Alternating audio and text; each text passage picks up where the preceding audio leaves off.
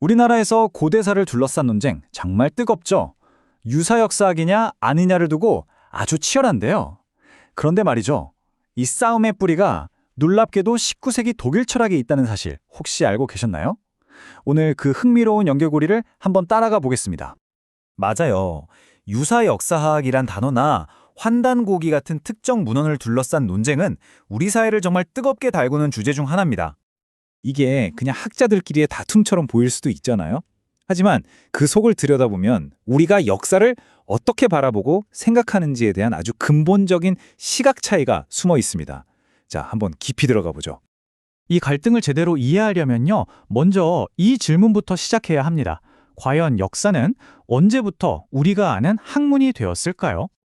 사실 인류 역사의 대부분 기간 동안 역사는 지금 우리가 생각하는 과학과는 좀 거리가 멀었습니다. 과거의 이야기를 통해 미래를 대비하는 지침서이거나 사람들에게 교훈을 주는 도덕적인 이야기였던 거죠. 가장 큰 걸림돌이 바로 이거였습니다. 과학이라고 하려면 어떤 보편적인 법칙이 있어야 하는데 역사는 딱 한 번 일어난 아주 특수한 사건들을 다루잖아요. 그러니 이걸 어떻게 진짜 과학이라고 할 수 있겠냐는 의문이 계속 있었던 겁니다.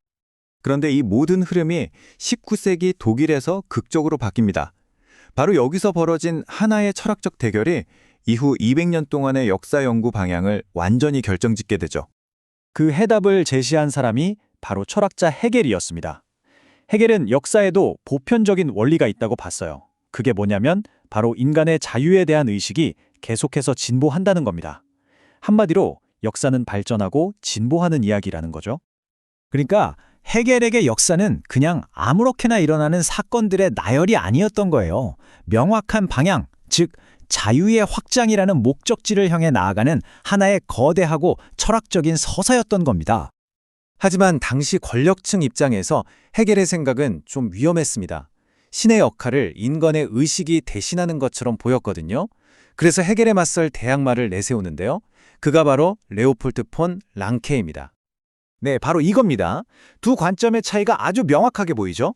헤겔은 역사에서 왜라는 질문을 던지면서 진보라는 거대한 그림을 봤어요. 역사를 일종의 철학으로 본 거죠. 반면에 랑케는 무엇이 일어났는가, 즉 팩트 그 자체에만 집중했습니다. 거대한 이야기나 해석은 다 빼고 오직 증거에 기반한 과학으로서의 역사를 주장한 겁니다. 란케에게 주어진 임무는 아주 명확했습니다.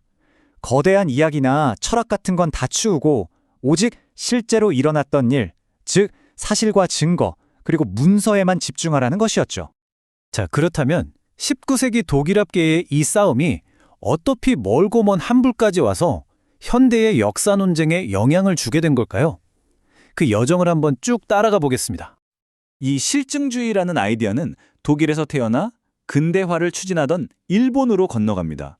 그리고 일본을 통해 우리나라로 들어와서 현대 대학 역사학의 가장 기본적인 연구 방법론으로 완전히 자리를 잡게 된 거죠. 그리고 바로 이 지점에서 우리가 처음에 던졌던 질문의 실마리가 풀리기 시작합니다. 결국 유사 역사학 논쟁은 단순히 어떤 책이 진짜냐 가짜냐 하는 싸움을 넘어섭니다. 그 본질은 오직 문서로 증명되는 사실만이 역사라고 보는 엄격한 실증주의 전통과, 아니 역사에는 신화나 상상력, 어떤 이야기도 포함될 수 있다고 보는 관점 사이에 거대한 충돌인 셈입니다.